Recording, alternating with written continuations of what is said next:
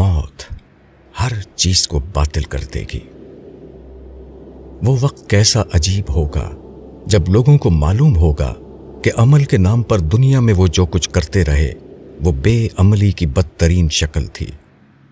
لوگ دنیا میں اپنے آپ کو اوپر اٹھا کر فخر کرتے رہے، حالانکہ ان کے لیے قابل فخر بات یہ تھی کہ وہ اپنے آپ کو اللہ کے حکم کے آگے جھکا دیں۔ وہ اپنی غلطیوں کی توجیہ و تعویل کو کامیابی سمجھتے رہے، حالانکہ ان کی کامیابی یہ تھی کہ وہ اپنی غلطیوں کا کھلے دل سے اعتراف کر لیں۔ ان کو الفاظ اس لیے دیے گئے تھے کہ ان کو اللہ کی تعریف میں استعمال کریں، مگر وہ اپنے الفاظ کے ذخیرے کو انسان کی تعریف میں خرچ کرتے رہے۔ ان کے اندر خوف و محبت کے نازک جذبات اس لیے رکھے گئے تھے کہ وہ ان کو خدا کے لیے وقف کر دیں، مگر وہ دوسری چیزوں کو اپنے خوف و محبت کے جذبات کا مرکز بناتے رہے۔ انہوں نے مال جمع کرنے کو سب سے بڑی چیز سمجھا، حالانکہ ان کے لیے سب سے بڑی چیز یہ تھی کہ وہ اپنے مال کو اللہ کی راہ میں دے کر بے مال ہو جائیں۔ ان کا اصلی کمال یہ تھا کہ وہ کمزوروں کا لحاظ کریں، مگر وہ کمزوروں کو نظر انداز کر کے طاقتوروں کا استقبال کرتے رہے۔ ان کے لیے زیادہ بہتر یہ تھا کہ مانا کے خاموش سمندر میں غوطہ لگائیں، مگر وہ شور و غل کے ہنگامے کھڑے کرنے میں مشغول رہے۔ ان کی ترقی کا راز یہ تھا کہ وہ اپنی ذات کا احتساب کرنے والے بنے، مگر وہ دوسروں کا احتساب کرنے میں مصروف رہے۔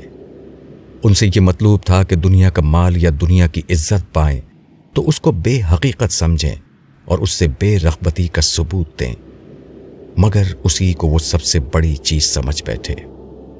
آج کی دنیا میں لوگ دوسروں کے ظلم کا اعلان کرنے کے لیے بہادر بنے ہوئے ہیں۔ اس وقت لوگوں کا کیا حال ہوگا جب ان کو معلوم ہوگا کہ اصل بہادری یہ تھی کہ وہ خود اپنے ظلم کو جاننے کے بہادر بنے۔ لوگ کسی نہ کسی غیر خدا کا دامن تھام کر سمجھ رہے ہیں کہ انہوں نے اپنے لیے مضبوط پناہ حاصل کر لی۔ اس وقت لوگوں کا کیا حال ہوگا جب ان کو معلوم ہوگا کہ خدا کے سوا کوئی نہ تھا جو کسی کے لیے پناہ بن سکے۔ لوگ الفاظ بول کر اپنے آپ کو بری الذمہ سمجھ رہے ہیں۔ اس وقت لوگوں کا کیا حال ہوگا جب ان کو معلوم ہوگا کہ یہ صرف حقائق تھے جو کسی کو بری الذمہ کر سکتے تھے۔ لوگ دنیا کے اسباب کو اکٹھا کر کے مطمئن ہیں، جو کچھ ان کو پانا تھا وہ انہوں نے پا لیا۔ اس وقت لوگوں کا کیا حال ہوگا جب موت ان کی ہر چیز کو باطل کر دے گی اور ان کو معلوم ہوگا کہ انہوں نے کچھ بھی نہیں پایا تھا۔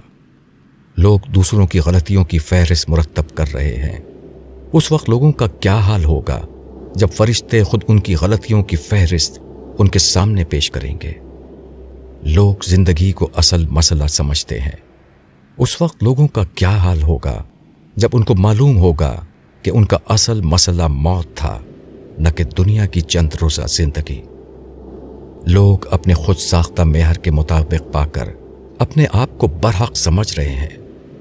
اس وقت لوگوں کا کیا حال ہوگا جب ان کو معلوم ہوگا کہ حق پر صرف وہ تھا جو اللہ کے مقرر کیے ہوئے معیار کے مطابق تھا۔